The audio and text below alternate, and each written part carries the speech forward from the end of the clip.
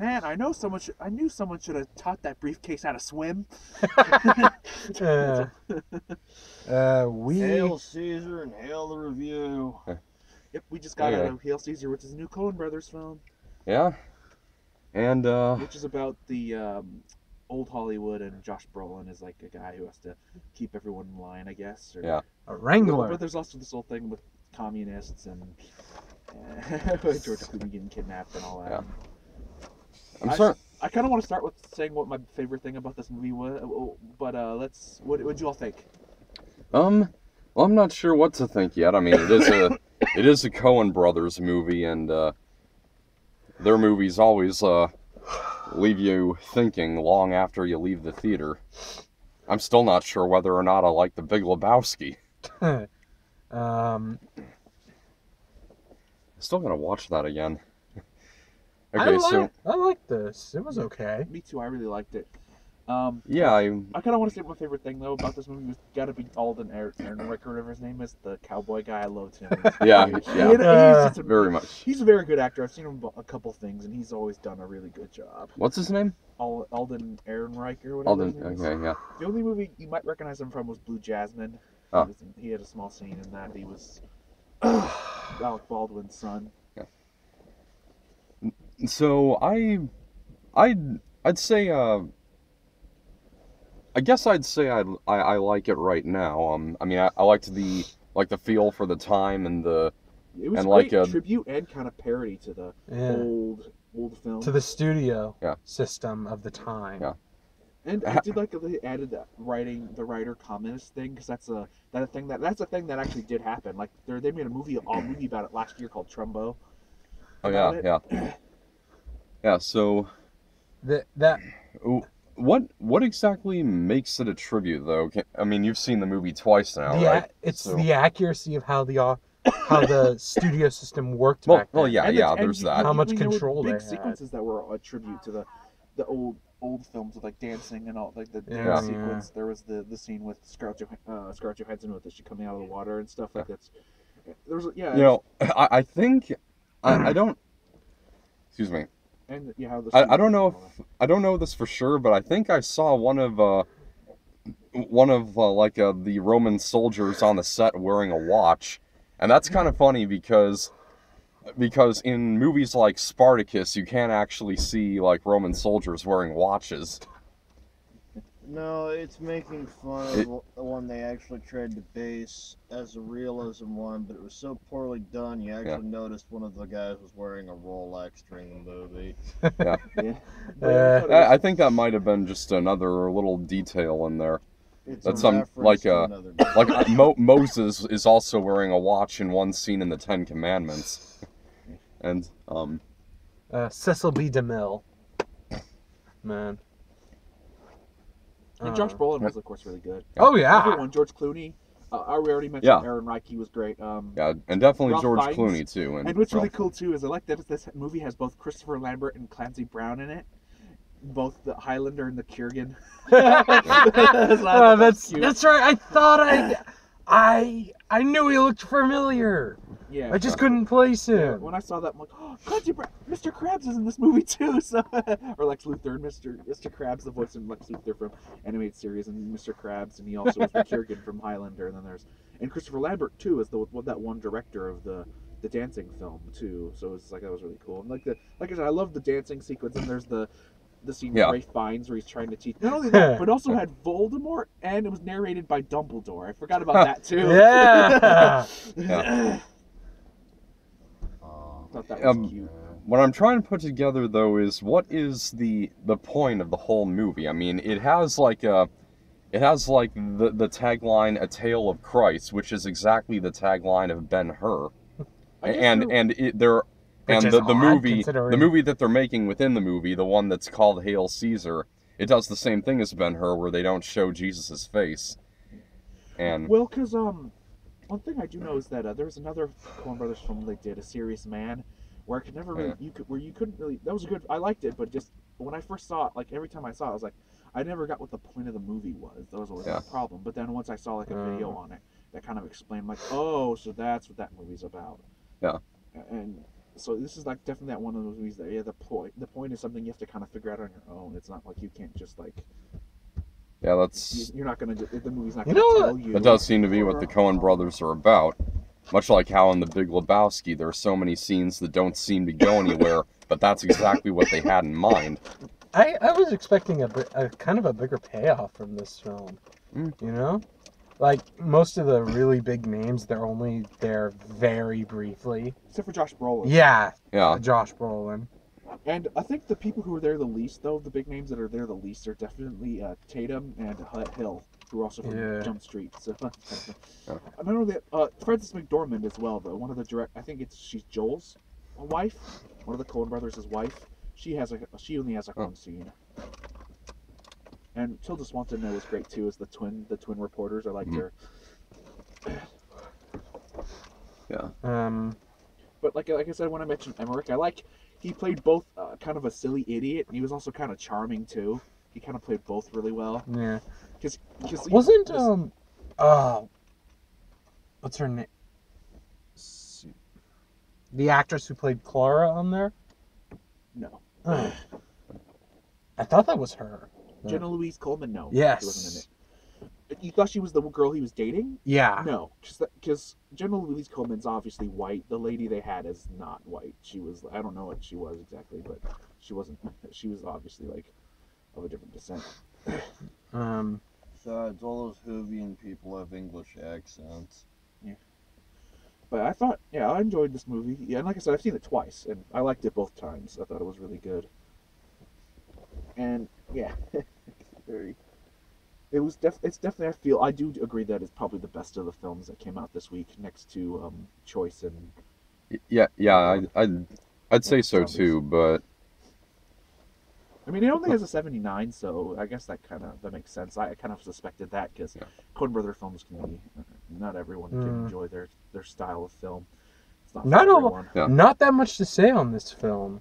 Well, not for like the moment, because I'm gonna spend a little while thinking about this. I can't really give final thoughts right now, but I can kind of I do want to mention that since I've seen this one twice, there were some things I did notice a lot more. Yeah. Like Brolin's wife. Like I was like, man, she never shows up. But then there was a scene where he was talking, and I remember, oh, there's her picture. And by the way, she was played by what's her name from Scott Pilgrim, the drummer. Oh. Kim Pine? Yeah, that was Can Kim. I give more of the hard critique on this? Go ahead. okay. I was actually waiting There for were some points in the movie they had like a good chuckle, I guess, and other parts of it kind of dragged on just slightly, in a sense. Like there were points where I was wondering, were they just trying to fill in something that was going on? They just wanted to drag out the movie a little in between for the like darker or just filler scenes. It seemed like there was a lot of it where they tried to just go silent effect. Like him driving the car on and on, following the one communist dude. And other points where they just had him sitting around and they're like just doing... There were some parts where it just seemed like silent filler was there to drag it out. Other parts had good laughs. Other parts had meaning. But it just... I don't know. There were parts that just seemed to go on with, confused me as to, what was really supposed to be here for effect, other than it was just duration. I didn't feel that way, actually, about it. You need to see some of the... Look at it more in depth. Like, there's parts where he's following the communist guy in the car, where they're passing out the black fingerless gloves around, where they're all just sitting there smoking. Well, that was the fingerless glove thing was them getting ready to go out on the boat, but... Yeah, but I mean, there were just scenes there that just seemed so empty. I didn't feel that way. I felt they were... Like, he was following him. It was kind of a tribute to... A lot of older films had those kind of... would have scenes like that, kind of like driving with somebody. It was kind of ominous, I guess. It felt like an... I can't remember the name of the older film. Those actually tied in the ominousness correctly. The problem with this is that ominous silence just felt empty comparatively to some of the other scenes. I didn't feel that way. It didn't tie it in properly. And I don't know. I never felt that way about this film at all. But I've got nothing left to say. Well, except for That was just the thing. There wasn't much to say. At least not for the time being.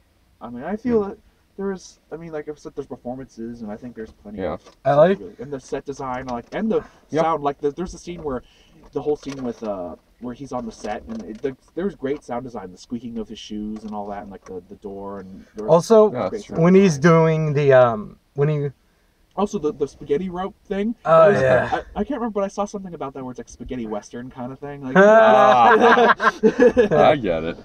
but also Funny. That's why I During- don't order it with meat sauce. also during that whole cowboy scene, they were using the sound effects from those old films. yeah, that was great too. Pew, pew, yeah, that was Yeah. great. Yeah. And I also loved even like when they showed the scene with the lazy old moon movie, and they showed the old. It felt like Yeah. an old, like it even felt like an old cowboy, like before the spaghetti western thing happened. Because before that, a lot of old westerns were like that. They were kind of goofy and like that. They weren't like. Can I ask what the until- whole thing with the Lockheed guy was? I mean, I know they're trying to get him into a job where he might be able to shift things around more. Oh, I think that was just like. well, because of no, his there job were some things something with like the that? Lockheed guy that just Oh yeah. That out was there. You know, like he kinda shows the pointless. atomic bomb explosion. Like, That was kind of what was that pointless. supposed? Yeah, exactly. I It think was that like was a supposed to be, pointless like- gesture. That was supposed to be like, I think, something about him being conflicted about his job, and then like he got on the right track or something with God or whatever. Like I said, it's a Coen Brothers film, so it's like it's something you really have to really think about, I guess, or look it up or see what other people. I don't know. It's one of those things you have to kind of figure out for yourself. One of the things I wish they would have, what I wish they would have done, is used more era-based film techniques, like the sort of and the Universal logo from that time period. yeah. That would have been nice touches. Oh You yeah. know, to But- film but- it like a film. Well, you got to remember though, they're using a fake. They're using a made up. They're using a made up a made up studio, Capitol Pictures. True. So Universal logo would be kind of weird. Like what? Is Universal helping? No, Capitol no. Pictures? At the beginning of the movie, Oh yeah, you're right. Yeah, during when the studio logos are being presented.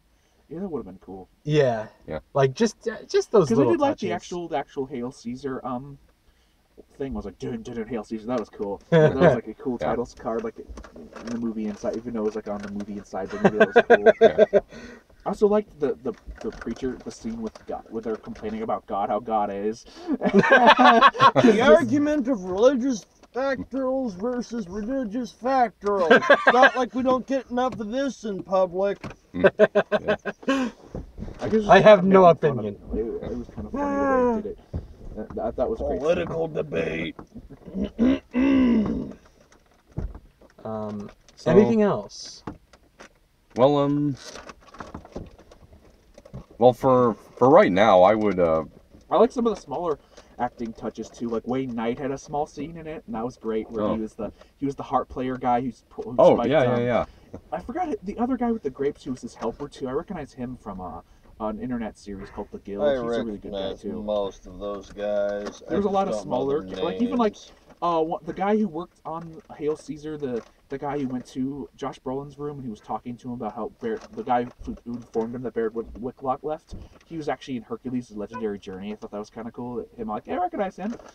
And he even did a good job. Like small people I recognize. Like I said, we mentioned Lambert and Clancy Brown who have very small scenes. I'm like, oh, those guys or something like that. I always thought that was cool when I'd see someone I'd recognize. And like even Tim Pines from Scott Pilgrim, Allison. What's her name? That the actress's real name is Allison or something like that. Allison. She's a really good actress. I've seen her in a bunch of stuff, and she's done Yeah. like a really good job in everything I've seen her in. But yeah, I really like this film, so I guess we should get to the grading because I'm pretty sure you guys are out of things to Yeah. say. Yeah. We Yeah, could pretty probably find much. some things to talk about, but I think that's Yeah. But I don't want to keep going on. I guess. I mean, for I mean, you like talking. for right now, I'll start with a B. I mean, I really liked the period detail, the acting, and it was very funny. So I'm gonna give this a B. I might as well. I might make it higher once I think about it more. Yeah. B-ish, probably B-. Okay. I'll give it an A- because even though I enjoyed everything, part of me still doesn't get the point. I mean, part of me kind of does. It's probably like A Serious Man, where it has probably something to do with God, because A Serious Man was also had a big message about God. Except I think maybe this is more on a positive side of God, when A Serious Man was more, you should probably question God because he's kind of screwing up your life, dude. That was the whole point of A Serious Man, anyways. Yeah. But this one was kind of, I guess, more on the God God's just good what or you something believe maybe, it or to God's be. weird but he's good or something maybe. I don't know. But other than that, I give it an A- for me. Okay. God and Yeah. faith are just what you want them to be in most cases. So now, Culture. trailers. Let's I get think up. the only real new one that we Not- haven't talked about is Knight of Cups. We haven't talked about Knight of Cups or Alice Through the Looking Glass. I think Knight of Cups Oh. looks Or did we? interesting. And yeah, and it kind of does. It's Although, from Terrence Malick, who Well- directed The Tree of Life. what? What is this supposed? They don't even give a clue what Knight of Cups is supposed to I be know. Yeah. about. That's what I It's was something like, about what the being heck? corrupted by Hollywood or something like that. That's what I saw. Anyways. Like, Corrupted by... what? Yeah, because he was he was Yeah. like at Hollywood, because it was about him going to LA or something like that, and then I guess he did something for Hollywood, and then like these people kind of corrupting him to the party But- life, and then he gets obsessed with the party life Yeah. or something like that. That's what I got out of the trailer, anyways. I don't Yeah. know. That's probably I could be wrong. And I'm sure I it's gonna don't be like know a- if I mean, that's a what's movie I'm gonna want to see. Because that's Terrence Malick. He's very weird. You can't really understand what he's trying to say. It's hard. You have to kind of figure it out for yourself, I guess. And so far, I don't think praises, there aren't very good praises for that movie right now. That cuts it's like has a rotten rating right now. Really? Yeah. And then there's Alice Through the Looking Glass. Yeah. Which I want to see, because I want to see what James Bobbin brings to it. He's a director. He's done like a bunch of TV stuff, and he's actually done some really good TV stuff that I've seen from him. You think he could salvage it? He also directed Muppets, the last two Muppet movies Oh. that came out. Yeah. So he's a good. I've seen him do some really good stuff. So I am actually interested in this one because I do like him. But other than that, it looks basically about the same. Where Alice in Wonderland, you don't really see it as like Nostalgia Critics Review, where you can't really see it as like this this realistic thing. You can't could you really see like this person into politics or something like that? It makes no sense. Or whatever. Guys, Yeah. It's not easy being green. It's not easy being a hatter. I don't know. I'm trying to think of a Alice one way to do it. Or in the Hulk's case, it's not easy turning green. But yeah, I think I'll give Alice Through the Looking Glass a try, but it probably won't be that great. Though Yeah. I guess I understand why they're calling it that, though, even though the first Alice in Wonderland was supposed to be based on both the books. That's true. But I guess what else they're gonna call it? Alice 2 Dreams Come True. Oh, so you Alice mean the 2 Electric Disney? Boogaloo. So you mean the no. You mean the politically correct style Disney mush instead of good Disney films. Okay, so Alright. I think that's all. Sorry, I have Yeah, I a think much so, more so- down to earth opinion on things. I'm gonna state my mind. Like Alright. what's his face from The Big Short? I'm just gonna give you the honest answer. I'm not give it, and I'll censor myself because you don't want me swearing. Okay. Alright, so I think next week we will be in for a good laugh. We've got Deadpool, Zoolander 2, and How to Be Single. I might skip out if I we're want gonna, to see that. if we're gonna be seeing How to Be Single. I might stay. I might not come because I don't want to see How to Be Single, or I might just try to leave once that happens because I don't want to see that. I don't like Rebel Wilson so much. How to Be Single? It's Yeah, a girl. It's an all-girl like comedy with Rebel Wilson. I don't think it's all girls. Dakota Johnson. I mean, Dakota Johnson's How to in Be it. Single, Brie man. Larson. Well, no, Allison because there are Brie, some yeah. guys in the. What a great as minor movie characters, title but for it's mostly- something yeah, close it's- to Valentine's Day. Yeah. But it's mostly just. How to Be Single. Right up around the Singles Awareness Day. Yeah. But I do want to see Deadpool and Zoolander 2. Yeah. So I just might come, but I might skip How to Be Single. I honestly kind of feel like skipping Deadpool. What? I know I'm the odd one But he out only on has that, but 10 bullets, so they all gotta share. That sounds like me Alright, in well, every video let's game I play. wrap it up. I Alright, I guess. only have this amount of Okay. bullets.